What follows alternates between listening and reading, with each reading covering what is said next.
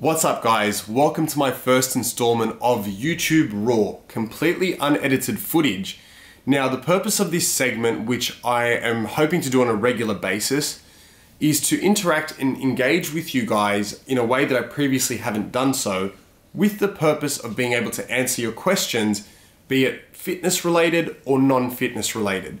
So, if you guys have a question, feel free to comment below and I'll make up a quick vlog and hopefully answer your question or give you guys some sort of wisdom or advice. Today's question is very interesting and I think it's something that is highly applicable to many people, but something we previously haven't considered.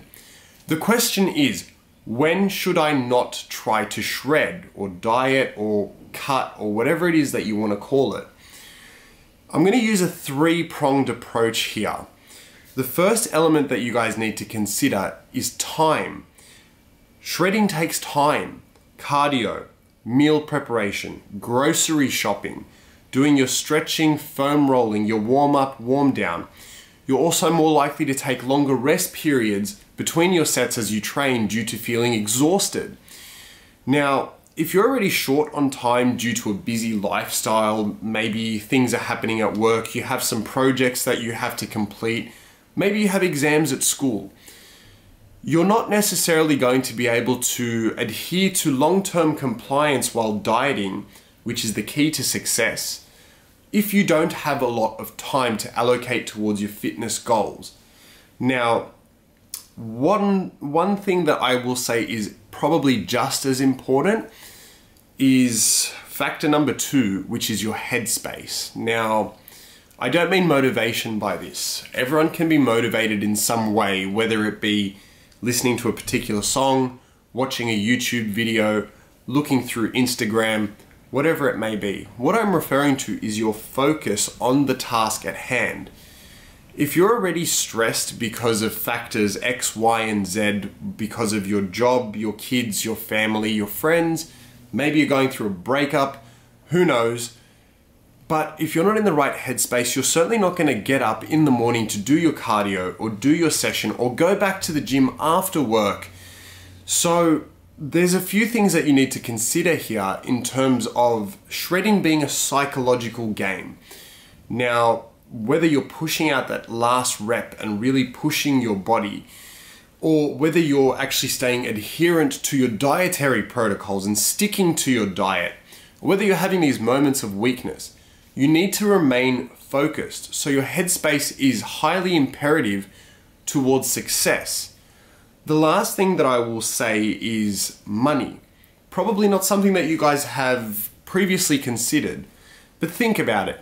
These healthier foods that we tend to consume because either they're clean foods or because they're low calorie, high volume, and they suit our macros a lot better, they tend to be more expensive. A salad is more expensive than a burger. Water is more expensive than Coke.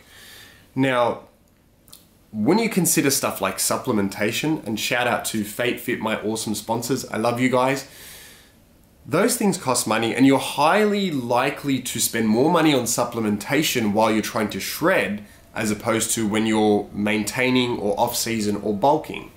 Things like fat burners might set you back $60, $70, for example. Things like branched chain amino acids, creatine, pre-workouts, protein.